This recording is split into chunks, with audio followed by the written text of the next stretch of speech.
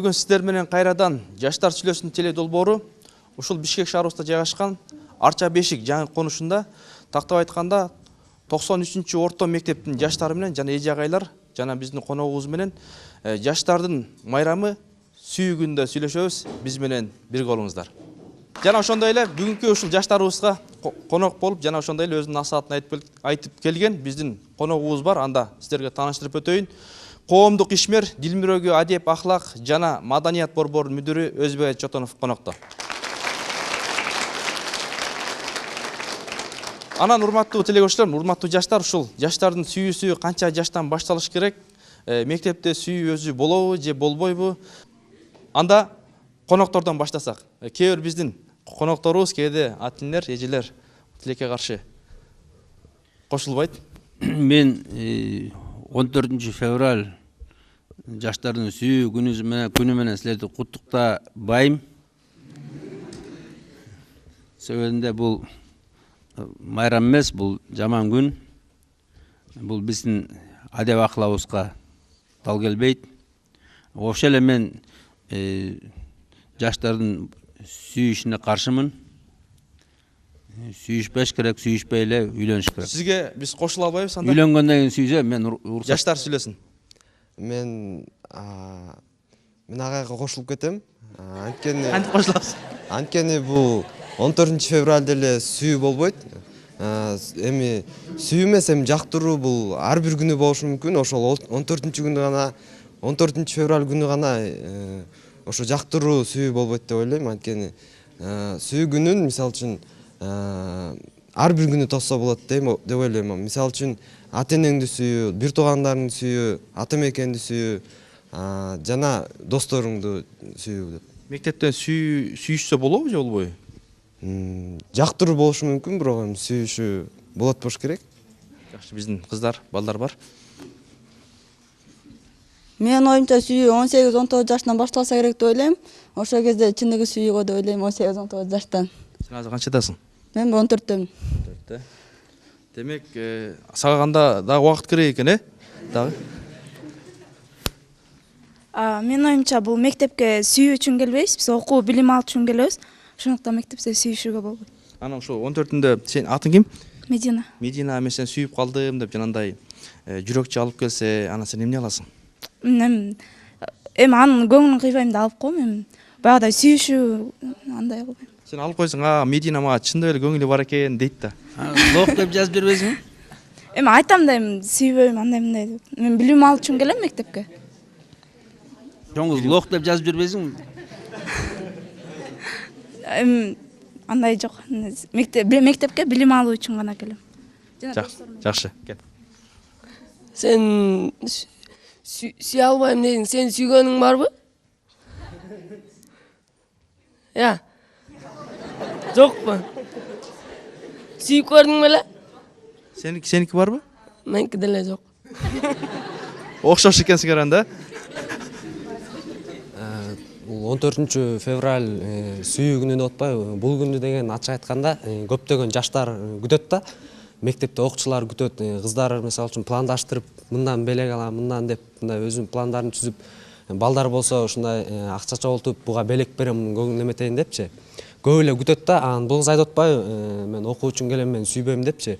Бул кызга деле бирөө берсе алат, бул делечи, алып, бул да ушундай ага да көңүлү болуп, кандайдыр бир мындай бир сезим пайда болуп калышы мүмкүн да. Өзү дагы ошол белек бериш мүмкүн алгандай эми. Ал дагы көңүлүн кыйбайм деп атпайбы, ошо көңүлүн кыйбайын деп ал деле белек берип, мындай магазинге түшө калып, сердечко сатып алып, бирөөдөн берип же ушундай немеши мүмкүн да, көңүлүн калтырбайын деген ою болсочу. Сен сүйгөнүң барбы?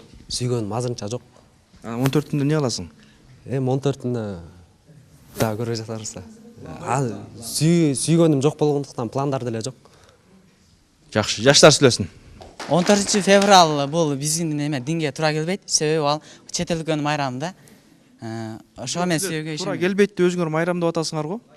Билбейм, мен кошулбайм да. Себеби 14 февраль биздин майрам эмес. Сен сүйгөнүң барбы? Сүйгөнүм жок мен. Анан сен ушул 14-түндө бүгүн да, анан ушул сен сүйүп калдым деп ушул 3 кыз жүрөкчө берсе эмне аласың? Эми аны дос катары ала алам, сүй катары ала албайм да. Дос болсо болобу? Болот. Жакшы. мейли сүйүү күн чет мамлекеттин майрамы болсо, жаңы жыл деле чет мамлекеттин майрамы. Сен неге жаңы жылды майрамдайсың? Жакшы. Биз жаңы жылды мындай сиңирип калган майрам, ал башынан эле келатат. Негизи бул жаңы 14-тү деле бул кыргыздын менталитетине жатпайт, динде деле жок. Ошондуктан 14-түндө жаңы жылда биз майрамдайбыз үй бүлөбүз менен. Үй бүлөңөр мененби? Жакшы. Биз майрамдайбыз, просто бардык элдин майрамы да бул. Ошондуктан гана биз майрамдайбыз. Көңүлү калып калбасын деп майрамдап. Дагы ким? Мен агайга суроо бергим келет да, сүйүү болбойт деп атпайсызбы? Сиз сүйүү үйлөндүңүз беле же жөн эле көчөдөн бир кыз таап келип алдыңыз беле? Жаштар сүйлөсүн. Мен сүйүшүп жүргөн эмесмин. Жактырган менен куда түшүп алгам. Агай сүйүү менен анан жактырууну айырмасы кандай? Жакшы буюрса жыйынтыктап жооп бересиз го. Биякта дагы жигитибиз бар. Бул сүйүүнүн да түрлөрү болот да, 5 кол тең эмес да бул. Сиз кантип алдыңыз эле? Мисалы үчүн сиз ата-энеңиз кудалады эле, сиз өзүңүз да сүйүп алдыңыз эле. Ата-энеңиз мисалы үчүн сизди башкага кудалап койгон болсо, сиз эмне кылмак элеңиз? Жакшы. Мени кудалаган алгам. Кудалаганды алгам, анан өзүмчө да алгам. Жакшы, жаштар сүйлөсүн. Башкага турлап койгон болсочу? Сиз башка кыз алып келсеңиз, үйүңдөгүлөр башкага турлап койгон болсо.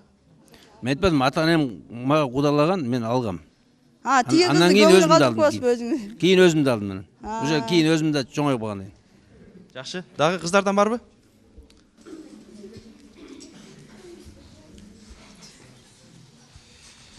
Мектеп жашында сүйүүнүн кереги жок деп деле ойлойм. Анткени деген азыркы кыздар балдарга жагыш үчүн чачын жайып алышат. Бул эмени чачты жайуунун эки жолу бар. Атасы каза болгондо чачын жаят, анан күйөөсү өлгөндө чачын жаят да. Силерге жагайын деп жайып жүрөбү? Балдарга жагыш үчүн жайып жүрөт. Аса жакпайбы ушулар? Чачын жайган бул туура эмес көрүнүш деп ойлойм. Мына урматтуу кыздар, силерге бул жигит өзүнүн оюн айтты. Ушул туурабы же туура эмеспи? Балким чындап эле силер ушул жагайын деп жайып жүрөсүңөрбү же ушул сүйгүн атайын жасайсыңарбы чачыңарды? Эмне кыласыңар? Оюңарды айтсаңар. Кыздар. Азыр биякта кыздарыбыз бар. Саламатсызбы? Бул азыр чачыңар жайсаңар, сүйүп калат деп атпайсыңарбы? Сүйүш үчүн чачын жаят. Эмнеге чачын жаят? Жөн эле сулуу болуш үчүн жаят. Эмне чачын жайса эле сүйүп каласыңарбы силер? Ал эмне үчүн сулуу болот? Бирөөгө жагыныш үчүн сулуу болот да, чачын жайып. Жагыныш үчүн элеби? Ошон үчүн башкара ойлойм мен. Жайылганы жакшыракпы же өрүлгөнү жакшыракпы сага? Силер кайсылар жагат? Хиджаб кийип өрүлгөн жакшы да. Канча да жакшы көрүнөт го деп ойлойм. Бизде айтып атпайбы, булар деген чачын жайып сулуу үчүн жаят депчи. Эмнеге биз чачыбызды балдарга жагыш үчүн жайбайбыз? Биз өзүбүз үчүн жаябыз. Биз өзүбүздү караныш үчүн жаябыз. Анткени эмне дегенде биздин сулуу болсо силердин адамдар мындай балдар айтып атпайбы, сүйүп калыш, сүйүш үчүн жаат депчи. Силер сулууна карайсыңар, адамдын биринчи ички дүйнөсүнө карайт да. Балким сулуу болсоңор дагы 14-түндө көп жүрөкчө келсе керек, Жок, андан деле эмес. Сулуу болуш үчүн бул ар бир адамдын өзү үчүн болуш керек, мен ушундай деп ойлойм. Жакшы. Айтып атпайбы бул жакта эме деп. Биз албетте чачы өрүлгөн кызды жакшы көрөбүз деп, Эки кыз келип атат да, мисалы үчүн бирөө чачы жайылган, боенуп алган, а бирөө чачы өрүлгөн да, мындай эле кыз. Ошондо биз албетте чачы жайылганга көңүл бурабыз да. Ошон үчүн бул жерден калп эле эме болбойт да. Мени карасын дейт да. Жакшы, дагы кыздардан биздин жигиттер чачы жайылган кыздар жакшы сүйөт экен. Анан ошол негизи эле силер 14-түндө бир топ ошол балким жигиттерге жагайын деп дагы кооздойт кыздар. Анан кийин ушул сүйүү күнү силер үчүн ушул керекпи же кереги деле жокпу бир күн? Бүгүн айтсаңар оюңарды. Же бул жигиттерге эле керекпи же кыздарга керекпи же балким жигиттер айтат кыздарга көбүрөөк керек дейт. Эмне десе, анткени кыздар сүйүүсүн айта албайт, анан 14-түндө өзүнүн сүйүүсүн ачык айтып берет дейт. Кыздарга көрөлү. Мен оюмча бул сүйүү майрамы деле кереги жок деп ойлойм. Не дегенде биздин мусулманда бул 3 эле майрам калат. Мисалы, Ороз айт, Курман айт жана айт майрамы. Ошондо гана майрамдаш керек. Сен бүгүн майрамдабайсыңбы? Жок. Майрамдабайм. Жакшы. Дагы? Азыр бул жерде баары эле сүйүү майрамдаган кереги жок деп баары эле айтып жатышат, бирок мисалы үчүн азыр сүйүү жөнүндө дискотека уюштурса баарыңар эле киресиңер да. үй албай эле келишет, ооба, анан кийин сүйүү майрамы бул бизге кереги жок деп жатышат. Бул балалык сүйүү деп майрамдап койсо болот да мында. Бир жолу майрамдап койсо болот, Ким ушул кызга кошулат? Кошулам дегендер кол көтөрөбүз. Кошулабыз дегендер, кыздар? Анткени мисалы деген дагы тилде сүйүүдөн башка деле майрамдар бар да. Мисалы тил майрамы бар. Ошондой майрамдардын арасына бул сүйүү майрамы да кошулат. Мен макулмун. Майрамдаш керек. Жаштар сүйлөсүн. Дагы ким майрамдайбыз деген? Майрамдайм дегендерге береличи. Ким майрамдайбыз дегендер?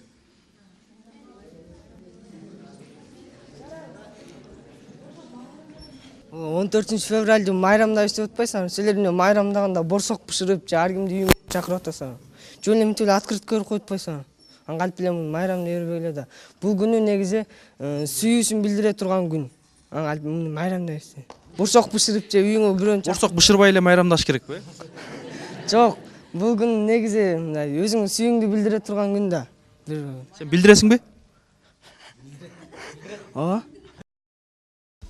Биз майрамдайбыз деп биз деген келип алып борсок бышырып там эметип майрамдайбыз деген жокпуз. Жөн гана биз барып, мисалы үчүн жактырган адамыбызга барып бир открытка көрүп, айтып бул майрам, биз үчүн майрам. Сен үчүн борсок жасай ушинтип майрам болсо, 14 биз үчүн жөн эле открытка берип, жасанып эметиш үчүн майрам. Мен бул күндө жөн эле борсок жасап майрамдабайбыз. Эмне эле майрамдап атасыңар деп атам.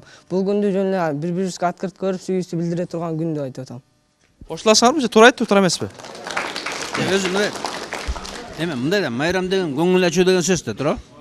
Майрамдоо мисалы көңүл ачуу. Туура, анан мисалы азыр мына ресторандардын бәрин сатып алган жаштар 14 февралга бүт гостиницаларды, ресторандарды, хаталарын бәрин занят кылып аткан да. Анан айерден барып жөн эле открытканы берип алып эле мынтип бири-бирин карашып алып кетип калабы?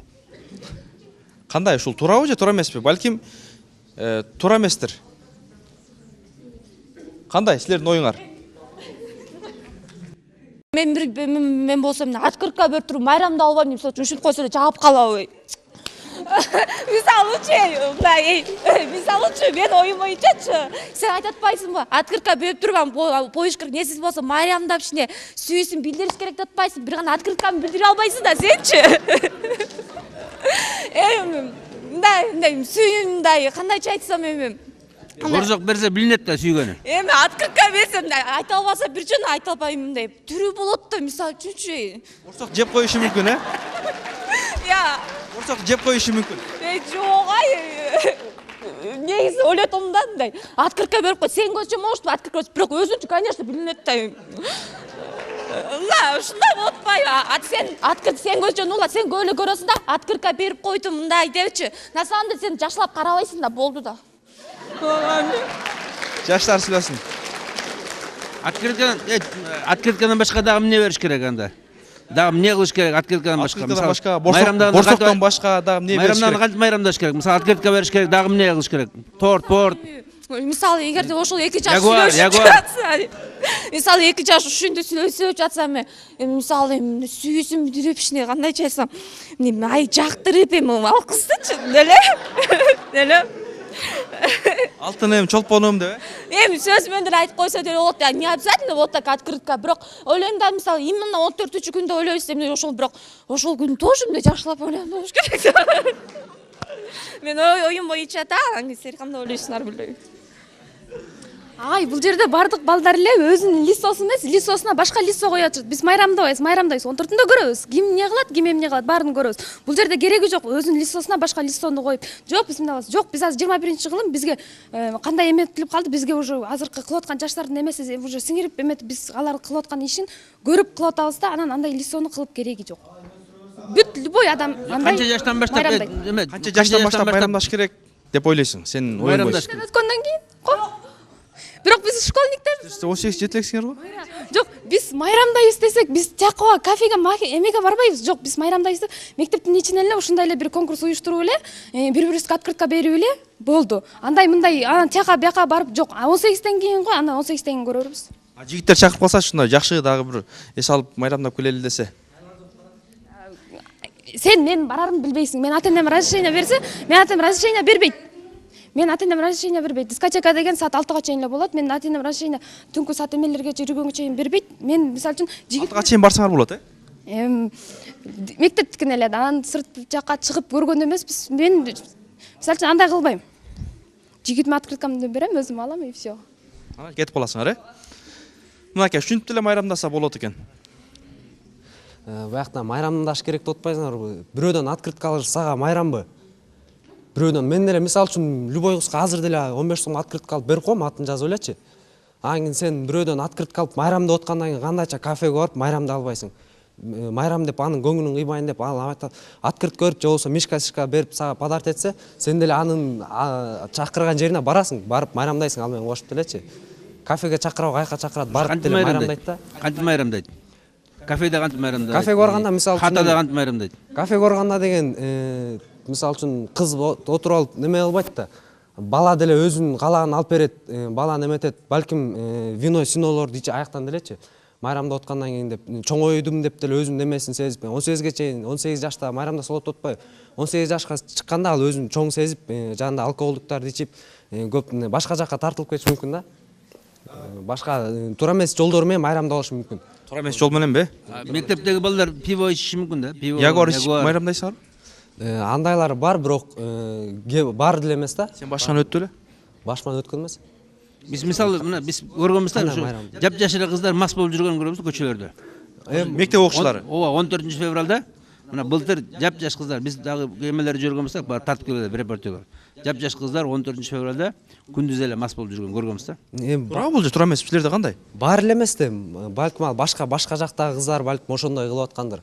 Балким арабызда деле адамдар бардыр ошондой кылат. Кыздар кошуласыңарбы? Силерде кандай? Арча Бешик 93 мектебинде кандай майрамдайсыңар? Бул жердечи майрам деген сөз азыркы жаштарда бул именно майрам болгондо именно ичиш керек да, пиво ичиш керек, алкоголь ичиш керек, ошол майрам деп эсептелинет.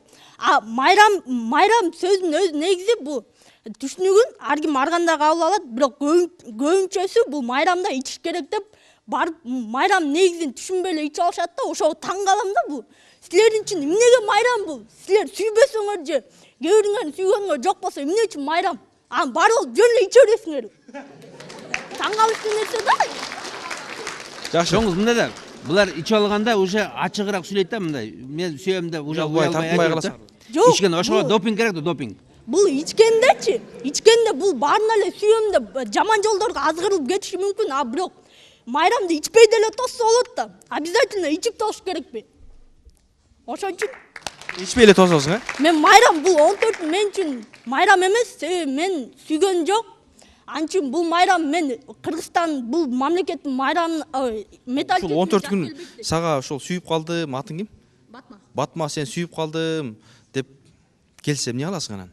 Мен айтмакмын, мен эми сүйсө өзүнө да, мага эмес. Сүйсө келип айтса эми мен деле көңүлүн калтырмак эмесмин, бирок мен неме эгер сүйүп калдым жүрүп тияка бияка неме чакырса бармак эмесмин. Эгер ошол 14-үндө чакырса. Жок, башка күн чакырса деле мен эми момда сүйүү мен үчүн менде сүйүү жок болгондуктан мен айтмакмын, эми отказ бермекмин да. Мындай эле сүйлөшөлү депчи, тияк бияка чыкпай эле. Сен отказ берсең азынып өлүп алам десем эмне аласың? Мен ишенбейт болчумун, мен мен эле отказ берип койгондо тиги бар асыл өлүп алганына ишенбейт болчумун. Жаштар сүйлөсүн. Тиякта бир кыз айтып кетпедиби? Эме открытка берип майрамда ушинтебиз депчи. Эгер сага ушу яшик жасалат го 14-үнө жакын. Ошондо открытка салганда сага мисалы маяктан 100 бала салса деле сен кабыл аласың, мени сүйөт экен деп кабыл аласың? Сага. Мен 100 бала сүйөт деп ойлобойм биринчиден, анан кийин мен бир эле бала менен сүйлөшүп жүрөм, мен сүйлөшөм дагы. Мисалы үчүн бул суроо берет атпайбы, сен жигитиң бир открытка көрсө сен үчүн майрамбы деп. Если мен жактырган адам мага бир открытка көрсө, майрамдан да бийик турат, мисалы үчүн, анын көңүлү деп коет. Мисалы үчүн 100 открытка берсе, мен аны алып деген алса эле жүрүп калды деген эмес дейм. Ал жөн эле көңүл. Мисалы үчүн, жөн эле бул эле подружкам келип мага открытка берип эмес, ал жөн эле көңүл. Мисалы үчүн. Көңүл, жигитиң ушул эле мектептеби? Ооба. Азыр отурабы? Ошол жигитиңе бир кол чаап койбойлу. Шариатта, мусулманда бул 14 февраль деген майрам жок да.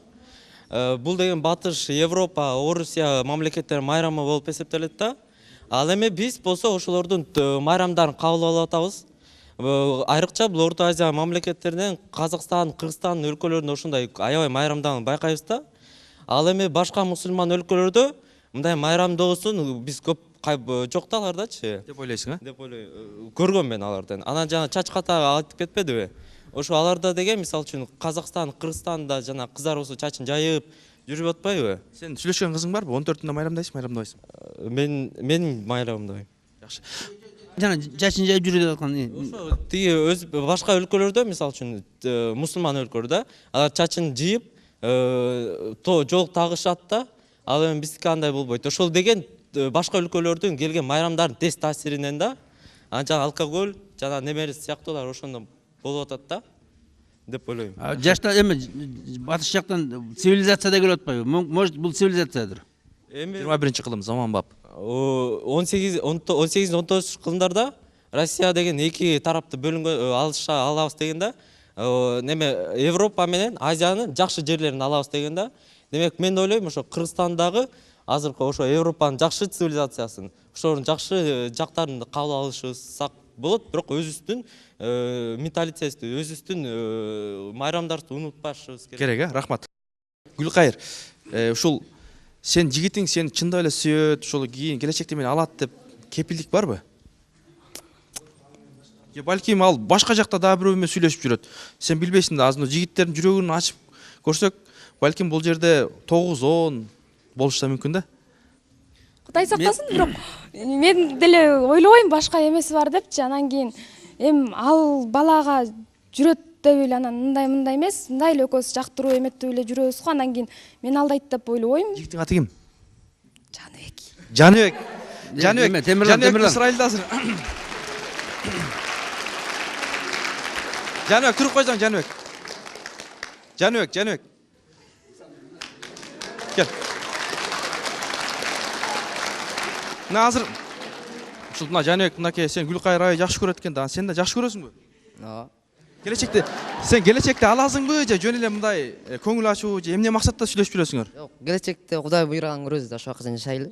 Буйруса аласың, буйруса албай деле коесуң. Билбейм. Кандай? Билбейм, айтпайм, Кудай буйруса. Гүлкайыр бул сен Кудай буйруса алам дейт. Кудай буйруса дейт. Кандай? Кудайдын буйруганын көрөрбүз. Ага чейин жакшылап. Если ал убакка чейин мени сыйлап, мен аны сыйлап, экөөбүздүн ортодо сезим жок болбосо, анда көрөрбүз. Кудай буйруганын. Мен мисалы мындай суроо бар да. Сага 100 кат келди да, балдардан. Анан эми сен да көңүлүн албаш үчүн 100 кат беришиң керек да. Анан буга да 100 кат келди, бул да 100 кат жибериш керек да. Көңүл калтырып койбойн деп. Эми кат келсе эле ага не обязательно отвечать этиш керек. Кат келди, көңүл мен эметет экен деп эле. Көңүл калып катты. Калбайбы? Кичине көңүл сынып катты. Калса мен түшүнгөнгө аракет кылам, мен ответ бере албайм деп эле айтам. Жигитим бар да? Сенчи? Мен эле ошентип. Ата энең билеби сен сүйлөшүп жүргөнүңдү? Ооба. Билет. Айтасың ата эне ушул 14-үндө буйруса Гүлкайырга белек кылайын деп, эмне белек берейин деп атасың? Билбейм, ойлоно элекмин. Анда сүйбөйт эле экенсиң. Жок, эми ошо 14-үнө жакын көрөбүз да. Жаштар сүйлөсүн, урматтуу теле көрүүчүлөр. Кыздардан, Батма деңиз айтып атпайбы? Мен чакырса барбайт болдум деп. Ал сен келбесең мен уксус ичип өлөм десем эмне кылат элең? Батма, кел. Эгер биринчи эле бир бала келип ала элет, мага уксус ичип өлөм десе мен ишенбейт болчумун чын. Эгер өлүп калсам эмне кыласың аны? Жок, мен албетте Кудайдан тилемекмин өлбөсүн депчи. Өлбөдү. Бирок билбейм, мен ошол учур болгондон кийин айтып бермекмин, бирок азыр болбогондуктан вряд ли может. Не верю да, мондай уксус ичип өлүп калам сен үчүн. Тигинтип чыкпасаң өлүп калам, өзүнөн өлүп калам дегендерге ишенбейм. Тааныйм, бирок айтып атпайм, ишенбейм мен, антип өзүм өлтүрүп салам дегендерге. Анан ногуга мындай урматтуу кыздар, жигиттер, Канат менен Заринанын сүйүүсүнө кандай карайсыңар? Балким бул чыныгы сүйүүбү? Биринин артынан бири өлгөн, же болбосо жөн эле бул күйүүбү? Ушул туурабы же туура эмеспи? Кандай? Ким кошулат? Мен Канат менен Заринанын сүйүүсүнө ишенем. Анткени алар экөө тең сүйгөн үчүн бири-бирине өмүрүн кыйып берип атат да. Ал эми азыркы жаштар болсо өздөрүнө сүйгөн адамдарына болсо эме кылышпайт да, мындай бир кыз менен жүрөт да, бир кыз менен жүрөт да, көп кыздар менен жүрөт да. Ал болсо сүй эмес да, Канат менен Заринаныкы болсо чыныгы сүй деп ойлойм. Канат менен демек сенин айтуың боюнча Канат менен Заринаныкы чыныгы сүйүү, дагы ким? Ya может быть kız ölse Kanat может ölmek emez. Misal mында Kanat ölüp kalgandan keyin kız ölüp kaldı. Men sүйчүмүн да. А может быть kız birinci ölüp kalsa Kanat может ölmek emez. Жок, ал экөө сүйүп атпай, бири-бирин сүйүп атпай, ал может быть Yok, өлмөк. mesela айтпадым. Тиги kız го Kanat ölüp kaldı, артынан өлүп алыптыр да. А может быть kız birinci ölгөндө Kanat ölmek emezdir. Кошулуп өлүш керек. Ölmek elem деп. Ооба, сүйгөндөн кийин любой адам өлөт керек артынан. Же мисалы мында да жигит менен сүйлөшүп жүрсүң, али күйөөң болду элек, анан кийин ооруп өлүп калды да. Анан сен деле артынан өлөрөсүң. Жигиттин ошо кокусу ушунда өлүп калса, Мисалы анан мында да аркасынан өлүш керек. аялы күйөө экөө Жойм, сүйүшүп эле мындай. жүргөндө, чоң кыз. Аялы күйөө экөө сүйүшүп эле жакшынакай жүргөндө, анан кийин бирөө өлүп калды, аял ооруп өлүп калды, же күйөө ооруп өлүп калды. Анан кийин өлүш керек бар артынан. Жок, ал экөө үйлөнгөндөн кийин, билбейм. Демек ушундай. Кел, дагы кимдер кошулат? Балдар. Ошол Канат менен Заринанын сүйүүсүнө кандай карайсыңар? Канат менен Заринанын сүйүүсүнө бул деген Зарина ошо Канат өлүп калгандан чыдабай эле мындай күйүп, сүйүп эмес, күйгөндөн эле артынан кете берди окшойт деп ойлойм да мен. Кандай? Туура бул, туура эмеспи? Эми өзүнүн жанын кыюу бул туура эмес. Кандай гана учур болбосун, туура эмес деп кошулам мен. Айтып атпайбы, мисалы биринин артынан өлсө да экинчиси өлөт депчи. Бул деген менин оюмча туура эмес. Бул бирөөсү өлсө обязательно экинчиси өлбөйт. Мындай макал бар го, өлгөн кишинин артынан өлбөйт, жашоо улана берет депчи. Анан бул мисалы жанагы кийин көп жыл жашап жүргөн адамдар, мисалы абышкасы же кемпири жамандык менен өлүп калса, ошонун артынан ошо 1 ай 2 ай жашайт да, мындай чөгүп кетти, өзүнө чөгүп кетти, ошонун артынан кетти деп айтышат го. Ошол болот, анан өзүнүн өмүрүн кыюу бул туура эмес. Сен жигитиң барбы? Жигитим жок. Ошол келечекте 14-түндө сага эки жигит белек алып келип берсе, сүйүп калдым десе ишенесиңби? Сүйүп калдым десе ишенбейм. Жактыруу болот, бирок сүйдүм ишенбейт болушум керек. Ишенбейсиңби? Канат менен Заринанын сүйүүсү бул демек сен үчүн кандай? Бул эми жөн эле жазганда бул автор жана акын жазуучулар бул сүйүүнү ошо даңктап жазган чыгарма деп ойлойм да. Анан негизи жашоодо мындай болушу мүмкүн эмес болуш керек. Даңктап жазыш керекпи өзү? Жазыш керек. Сүйүүсүз деле, бирок сүйүүсүз жашоо болбойт. Болбойт, Дагы жаштар сүйлөсүн. Канат менен Заринанын бул сүйүүсү бул чыныгы сүйүү да. Азыркы сүйүү бул биздики сүйүү бул анча эмес да, бул мындай эле сүйүү да азыр. Бул кыздын эмеси бул ответственность да, бул ушу мен сен баланы сүйгөндөн кийин ушу до конца мен да сүйүп өтүшүм керек депчи. Ошо айтат элем, азыркы сүйүүнү биз катуу бир бекем кармасак, ошо Канат менен Заринадай болуп биз да ошо сүйүүнү мындай бекем тутуп, сүйүүнү мындай эле жерге чыштап койбой, ошо 14 февралда мындай тоспой эле койсок дейм да. Эми сен сүйгөн кызың барбы? Бар. Эгер эми Кудай сактасын да, баягы мисалго ошол кызың кокус жана биздин агайыбыз айткандай каза болуп калса да, анан кийин сен аркасынан каза болосуңбу? Жок, мен каза болбойм. Анда сүйбөйт экенсиң. Неге сүйбөйсүң? Анын артынан эле анын артын жоктобошуң керек да. Сен өлүп кал, девушкаң өлүп калса эле, сен анын артынан өлүп калсаң, тиги сүйүп тиги өлүп калды деген болбойт да. Сен болсо сүйгөндөн до конца ошону сүйүп өтүшүң керек да. Ал болсо мындай жүрөгүңдө да так калып калат да. Канат менен Зарина көрүнүп сүйгөндүгү үчүн адагы артынан өлүп атат да. Эми алар өлгөндө да алар аябай кыз өлүп атат да, бала өлгөн жок да. Сен сүйгөнүң каякта? Сүйгөн биякта эле. Отурабы? Аты ким? Айтпайм. Анда сүйбөйт экенсиң да анда. Сүйөм деп айтчы гана көрөлү анда. Сүйөм. Айты ким аты? Айжан. Айжанды чакырып алабыз. Мынакей биздин азыр жигитибиз чындап сүйөм дейт, ушул жигитиңе ишенесиңби? Билбейм. Жигитим эмес бул мен. Жигитиң эмес деп атат го. Эми жактырып жүрсө, жактырып жүргөндүр, бирок жигитим эмес. Анда демек сен жигитиң эмес экен да? Сен сүйбөйсүңбү? Жок. Чындап эле сүйбөйсүңбү? Жок, сүйбөйм. Сүйбөйм дейт го сен анда. Ал сүйбөсө мен сүйөм да, тура. Келечекте аласыңбы? Буйрса, если жолугуп калсак да, тура. Буйрубаса албайсың, Анда ушул Канат менен Заринанын сүйүүсүнө сен кандай карайсың? Канат менен Заринанын сүйөсөм, экөө үй бүлө болбогондон кийин экөө бири бири менен аябай жакын болгондур, бирок өлгөнү туура эмес деп эсептейм. Өлгөнү туура эмес, э? Экөөнүн жүргөнү туурабы? Экөөнүн үйлөнүп электе жүргөнү туурабы? Ушунча смертельный жүргөнү туурабы? Жок. Эми экөө аябай сүйсө керек да бири бирин. Ошол туурабы анан? Ушинтип жүрсө болобу? Жок. Болбойт, э? Балким ушул сен эми жигитиң Кудай сактасын, мисалда өлүп калса, сен аркасынан өлгөнгө даярсың? Жок. Анда демек сүйүү жок экен да? Сүйүү мындай жактыруу бар, бирок сүйүү жок. Жаштар сүйлөсүн. Бул кыз айтып сүйүү жок депчи. Бул сүйүү бул смертельный, өзүң билсеңчи. Үйлөнгөн ал бомба болуп кетет да. Бул сен сүйсөң, бул өлүмгө да барасың, чыны басачы. Сен жигитиң эле энеңди сүйсөң, өлүмгө барасың өзүң. Мүмкүн энеңе сен жүрөгүң керек болуп калгандыр. Бере аласың сен ошону сүйгүңдө. Сен өзүң. Кандай? Жок, сен бересиңби? Ооба. Бересиң. Сен энең өлсө артынан өлүп каласың. Жок, андай эмес, максатындачы, мүмкүн больницада жатып калганда жүрөк керек болуп калгандачы. Мүмкүн меники жүрөгүм болуп калат. Тура кетип калыш мүмкүн да. Берем анда. Сен сүйгөнүң үчүн жүрөгүң бере аласың? Кыргызстандын тарыхында жок да андай, баары эле. Мындай да жигит, мындай да Кыргызстанда бүт баары эле мындай да чоң сөз сүйлөйт. Ой, эне, мен сага 10 жашымды берип коет элем, 20 жашымды берип коет элем дейт да. Сразу мындай сакалың чыгып калмак да. Анан чынында эч ким бербейт, анткени билет да что бере албайт. Жок, эми максатымда болуп калат. Меникечи 10 жылымда ошо энеме арнасам болот да. Мейли, сен биз азыр мындай эне жөнүндө эмес да, мындай кыздар сен кызыңдын жүрөгүн чыгарып берип коймок белеңсиң жүрөгүңдү кызыңа. Бул чыныгы сүйсөм бермекмин. Демек чыныгы сүйүү жок экен да? Анда өзүң өлүп калмасың, э? Мына урматтуу жигиттер. Сүйүү бар. Канат менен Заринанын сүйүүсү бул болгон. Биз бул жерден айтабыз, бирок биз ошол убакта болгондо, ошонун ордунда болгондо сезебиз. Өткөндө бир жума мурун армиядан 93-жылкы бала муун өлүп калса, анын аркасынан сүйгөнү кошо өлүп калыптыр да. Сүйүү бар. Кайсыл жерден өлдү? Армиядан. Өткөндө ушу Бишкекте эле болду. Ошо болду. Сүйүү бар. Бул дүйнөнү сен өлгөнгө даярсыңбы аркасынан? Сүйгөнүң үчүн. Мен эгер ошол убакта сүйүүгө, чыныгы таза сүйүүгө ээ болсом, ошол убакта көрмөкмүн да. Себеби азыр бул жерден айтып аткан сөздөрдүн канча бир пайызы жөн эле сөз. Сүйгөнүң барбы сен, жокпу? Жок. Жокпу? Жок.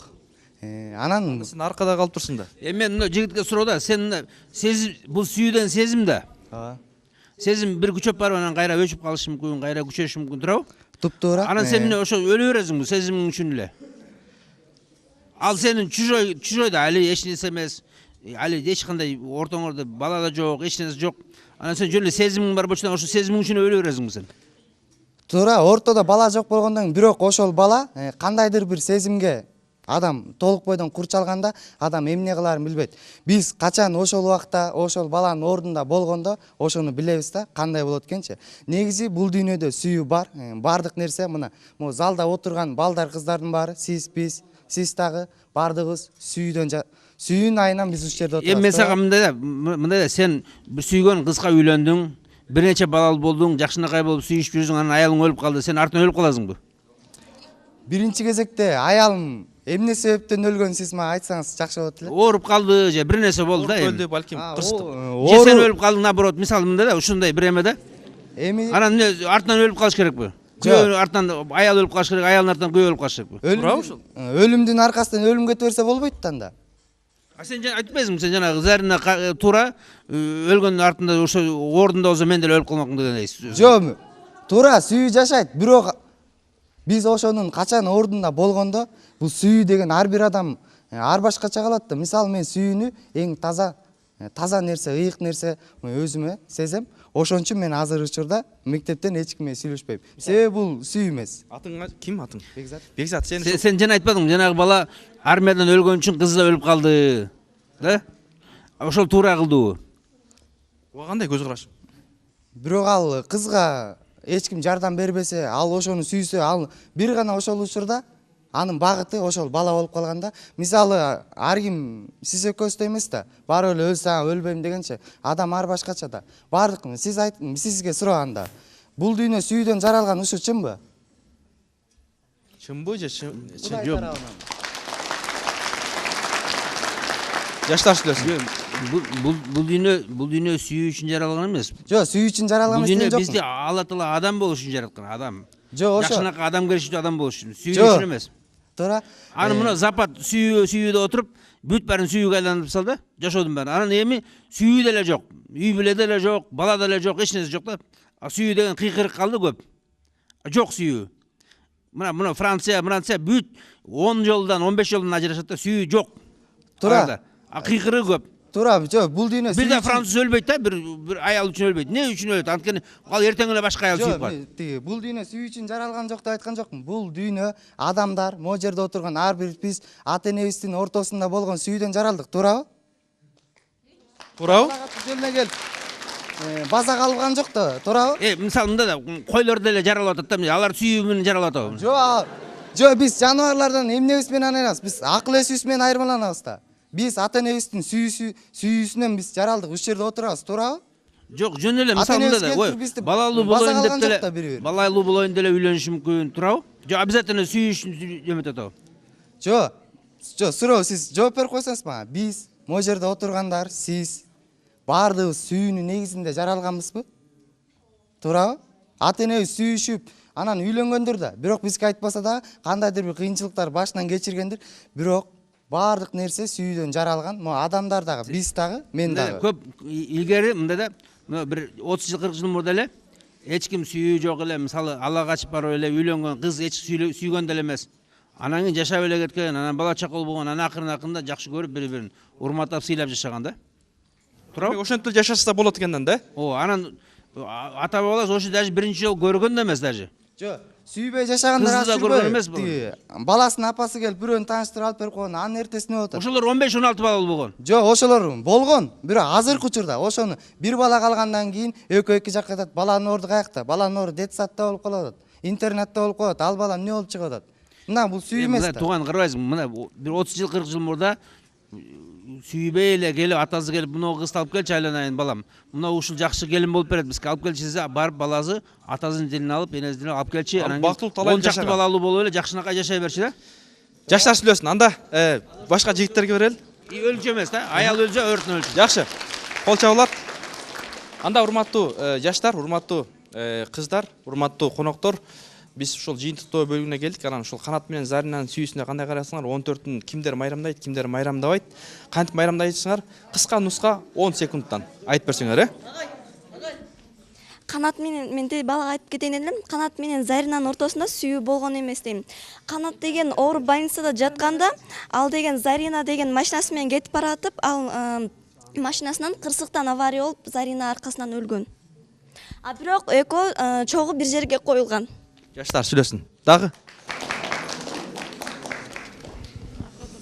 Агай, азыр айтып атышпайбы булар? Мисалы, сен жигитиң өлүп калса, артынан сен да өлөт бергенде, чүн бул туура эмес да, кичине сабырдуулук керек да, артынан эле өлүп калыш болбойт, өзүң бактыңды да ойлош керек да. Жигитиң өлүп калса, аркасынан өлбөйсүң. Өлбөйм. Мен өзүм бактымды ойлошум керек да. Жаштар сүйлөсүн. Рахмат, жакшы. Дагы? 14-н майрамдайбызбы же майрамдабайбызбы? Ошо майрамдагандарга суроодо, ошо биз мисалы үчүн бир майрамдын историясын билебиз, эмне болуп майрам болуп калганын. Мисалы үчүн 9 май. 9 май күнү бул 1945-жылы. Майрамдайсың, майрамдабайсыңбы? Майрамдабайм. 1945-жылы бул неме болгондо. Рахмат, түшүнүктүү. Кел. Бул сүйүү окуучулар үчүн мындай түшүнүксүз эле бир бале деп эсептейм, анткени сүйүү жөнүндө так аныктаманы эч ким айта албайт. Эгерде бирөөгө дагы сүйүү майрамдайсыңбы? Жок. Жаштар сүйлөсүн. Агайга суроо берип коеюнбу? Сиз аялыңызга сүйүүңүздү кантип таңазалайсыз? Жакшы. Чогуу жооп бересиз да? Дагы кыздар. Майрамдабаш керек деп ойлойм, анткени азыр биз жашпыз, азыр биз мектепке окуу үчүн келебиз, бардыңарга эле ушундай совет айткым келет. Аны кийин уже чоңоюп не кылганыңарда, аны ошондо майрамдаса болот дейм. Канат менен Заринанын сүйүүсү кандай? Мен оюмча бул туура эмес деп ойлойм. Мен эгер сүйгөнүм өлүп калса, мен анын артынан өлмөк эмесмин. Өлбөйсүң, жаштар сүйлөсүн. Жакшы. Бул сүйгөн майрамдагандар майрамдай берсин, майрамдагандар майрамдай эле койсун да. Сен майрамдайсыңбы? Жок. Сен майрамдабайсың, рахмат, кел. Бул 14 февралды мектепте окуган балдар майрамдабай эле койсо дейм. Чоңойгондон кыздарчы? Кыздарды деле чоңойгондон кийин окууну бүткөндөн кийин деле майрамдаса болот да. Рахмат. элемин. Эме биздин 14-февралда азыр баарыбыз байрамдап атабыз. Анан бирөөгө, например, бир мектепте класста отурганда, балдар келип кыстыра белек берет. Анан берип атып, например, 1-2-3ка берилбей калса, аздылар өздөрүнүн ичинен тарынат да, мага берилбей калды, мен өзүм жаман турбайм, мен эч кимге жакпайм депчи. Анан ошентип биз уюштурбай эле өзүбүзчө эле жүрө берсекпи дейм. Туурабы же туура эмес? Мен анткени эме көңүлү калат. Ошентип сүйөм деп жүрүп өлүп калганда, ман үй бүлө болуп жүрүп эле бирөөсү өлүп калса, экинчиси өлгөндө баласы калат да, балдар детдомго башат. Анан жаман жумшук болуп, алар бирөөнү өлтүрүшөт. Ушинтип өмүрлөр кыйлат. Антип кереги жок да. Жаштар сүйлөсүн. Адамзат ак сүйүүдөн жаралат дейт. 14-тү бул жаштардын майрамы. Аны бул Кыргызстандын календарында кызыл майрам деп айтпайм. Бул жөн гана жаштардын көңүлү деп айтам. Майрамдайсыңбы? Майрамдайм албетте. Кызың барбы? Тилекке каршы кызым жок бирок. Ошол күнү тапканга аракет кылам. Жаштар сүйлөсүн. Чыныгы бул сүйүү жүрөктүн ичинде болот. Негизи мисалы бир жигит бир кызды сүйүп калды. 14 февралга жакынчы. Ал жөнүндө ойлонуп жүрүп, ошо 14 февралга келгенде сүйүүсүн арнаганга аракет кылат да. Сен майрамдайсың, майрамдайсың? Негизи мен майрамдайм. Майрамдайсың, жакшы. Бул Канат менен Заринанын сүйүүсү деп атат, бул китепче да драма. Бул сүйүү деген ал жок болгон болуш керек, жөн эле жазуучу өзүнө көңүл бурдуруу үчүн ошондой барып тигин өлтүрүп койду, муну өлтүрүп койду. Ошондо өзүнө көңүл бурдуруш үчүн эле жазды деп ойлойм да мен. Сен майрамдайсыңбы? 14-түндү бирок биз жаштар болгондон кийин, досторум майрамдап аткандан кийин, чөйрө майрамдап аткандан кийин, албетте биз деле майрамдайбыз. Майрамдай койсоң болбойт, Ал үчүн мен мектепке келбей коюшум керек да. Же болбосо башка жака кетип калышым керек. Мына ушундай, урматтуу эле көрүүчүлөр. Бүт баары эле айтып атат, бул деген сүйүү жок деп, албетте бул дүйнөнүн баары бул сүйүүдөн турат. Мисалы, адамдын Кудайга болгон сүйүүсү, Кудайдын адамга болгон сүйүүсү, бунун баары деле сүйүү. Сүйүү десе эле элдер кыз менен баланын сүйүүсүн элестетет да. Негизинен ата эненин дагы сүйүүсү болот. Сен майрамдайсыңбы? Баардыгы эле майрамдап аткандан кийин мен деле чөйрөгө кошулуп майрамдайм. Бирок могу кыздардын ичип, эметип дегендерди сөздөрү да болуп атат. Булар мандайларга барбайм. Элден калбайт экенсиң да. Андай деп деле айта албайм. Эме чоңусунда да баары майрамдап жатсың да. Мисалы баары арак ичсе иче бересиң, баары тамак жексе чеге бересиң. Мен айтып атпаймынбы, элдер деген арак ичип ошондойлорго кошулбайм.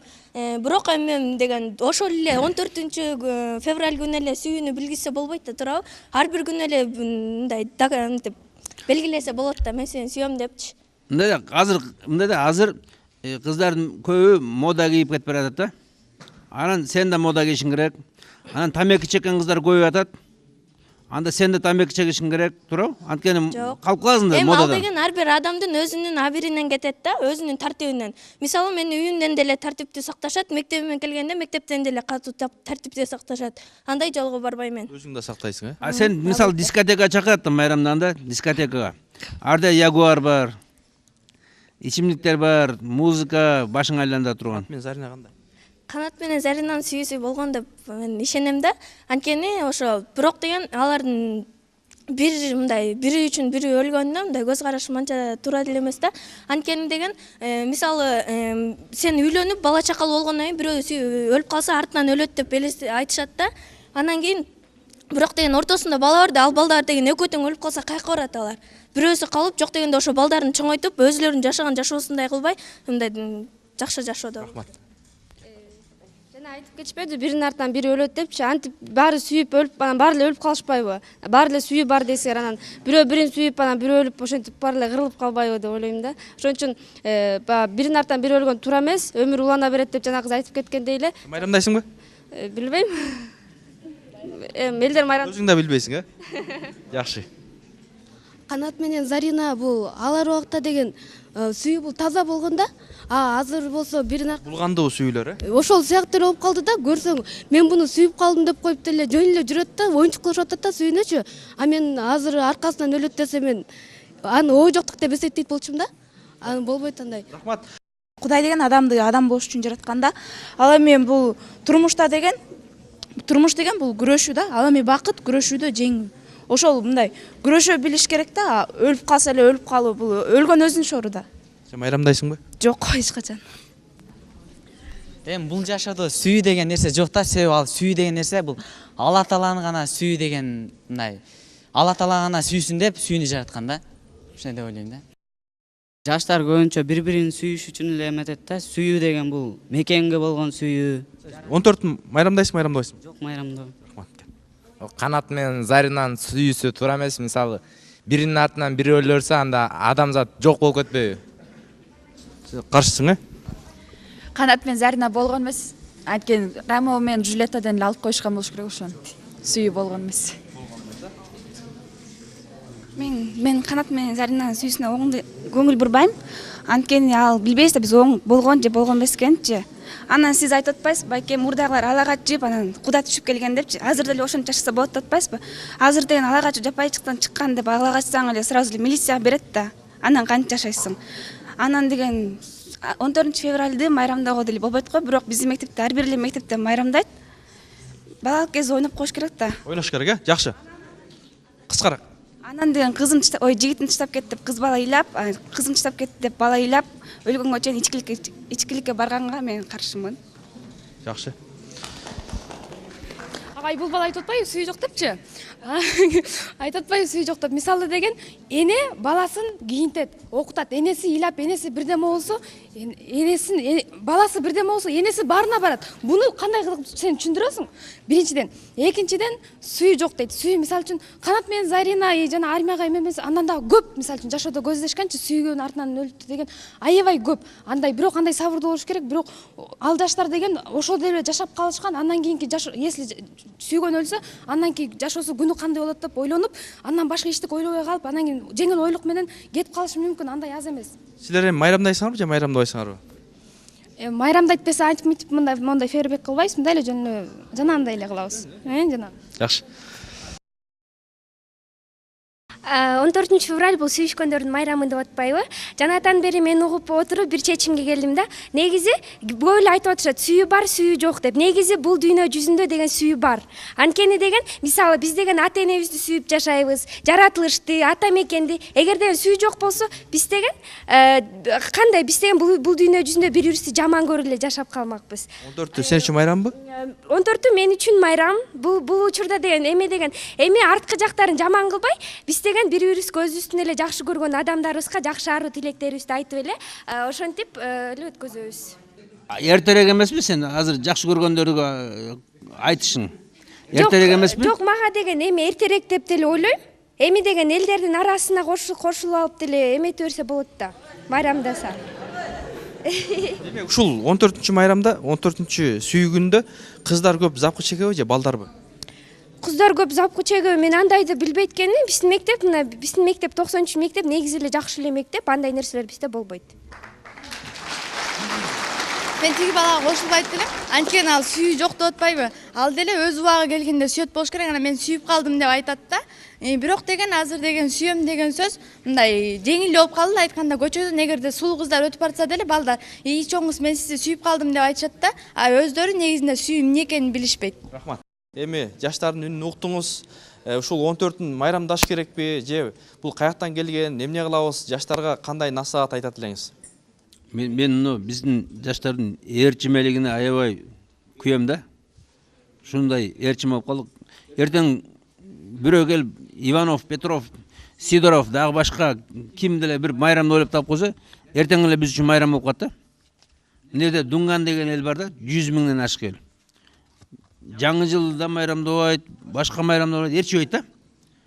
Бизде корейский кино көрсө кечимпе болуп калат. Дагы бир жылаңач кийим кийсе жылаңач болуп калат. Чачтарын жайса жай болот.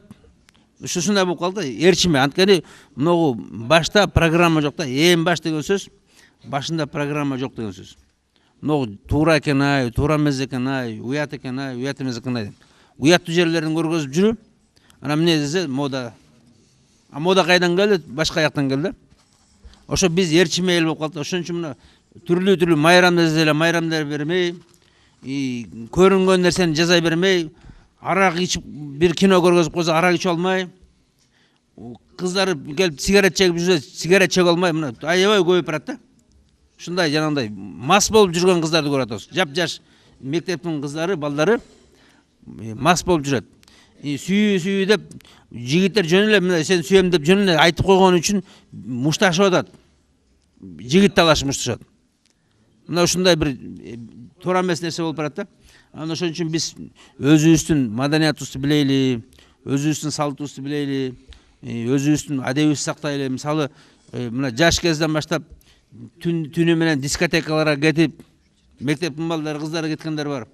Мына ошол нерсе болбош керек. Ата-энеңер силерди ал үчүн чоңойткон эмес.